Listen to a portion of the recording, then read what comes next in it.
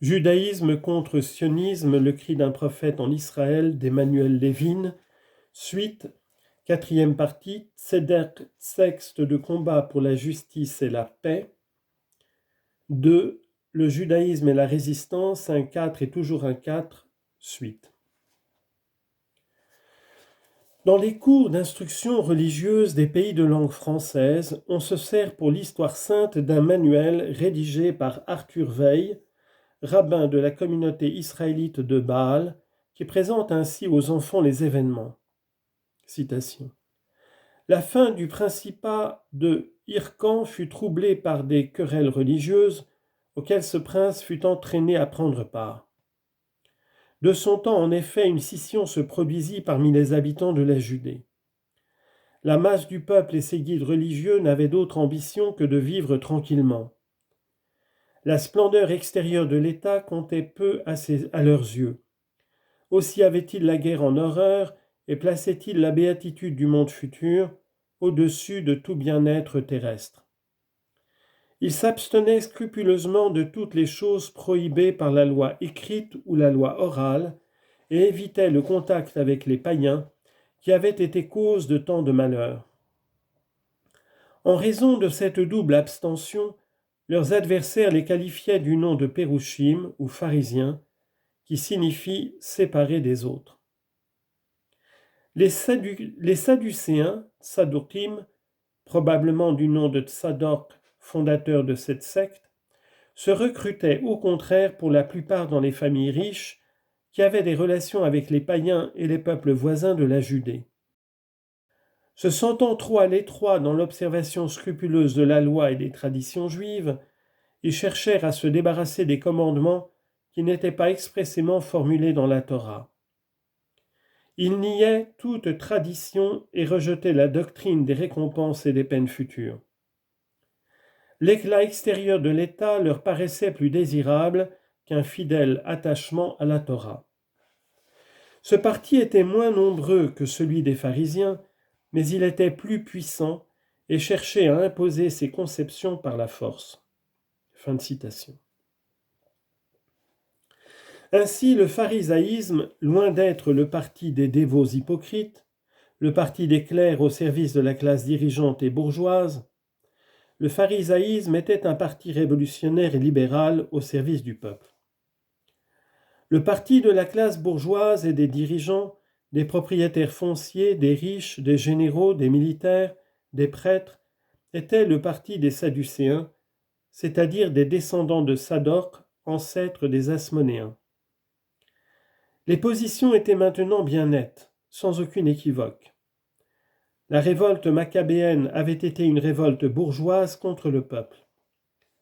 Ce ne devait pas être la dernière fois que la bourgeoisie juive, sous le prétexte de le libérer et de l'émanciper, a entraîné le peuple dans des aventures sanglantes, ce qui nécessitait préalablement et corrélativement de détruire l'autorité et l'influence de la Torah et des rabbis sur le peuple, lesquels ne pouvaient manquer de s'opposer aux entreprises criminelles de cette bourgeoisie. La liberté et l'émancipation du peuple sont dans la soumission et la consécration à la Torah et à Dieu. Quiconque veut libérer le peuple du joug de la royauté du ciel vise en réalité à le lier au joug des rois de la terre, au joug des banquiers, des politiciens, des militaires. Le parti du peuple libre, c'est le parti de la Torah, et le parti de la Torah, c'est le parti du peuple libre. Le parti qui est contre la Torah, c'est le parti qui est pour l'État, c'est le parti qui livre le peuple aux puissances politiques, financières et militaires. Ainsi, quel bon chrétien, fidèle lecteur de l'Évangile, l'aurait soupçonné, et même quel juif, même religieux, en a conscience. Le pharisien, à son origine, ne désigne pas un dévot hypocrite ou même sincère, mais un anarchiste. Il a une signification essentiellement politique. On lit en note. À propos de l'étymologie du nom de pharisien, Pérouchim, Cécile Roth note que la différence entre les sectes ait été d'une essence bien plus politique que théologique, quoiqu'ayant trait à la méthode d'interprétation de la loi, semble probable, à cause de l'amertume des sentiments réciproques et du rôle qu'ils jouèrent dans les affaires. Fin de citation et fin de note. Adversaire de l'État et de ses représentants, de ses princes et de ses valets. Mais sa conviction politique, son anarchisme, n'est pas la conséquence d'une recherche frénétique d'une liberté anarchique, individualiste et égocentrique. Au contraire, elle résulte de sa libre soumission, de son esclavage volontaire à la loi et à Dieu. Comme Tolstoï, le pharisien pensait que, pour avoir la force de refuser d'obéir à l'autorité humaine, il faut obéir à Dieu, car il est impossible de dire tout à coup « je ne veux plus obéir aux hommes ». On ne peut le faire qu'en se soumettant à la loi divine suprême commune à tous.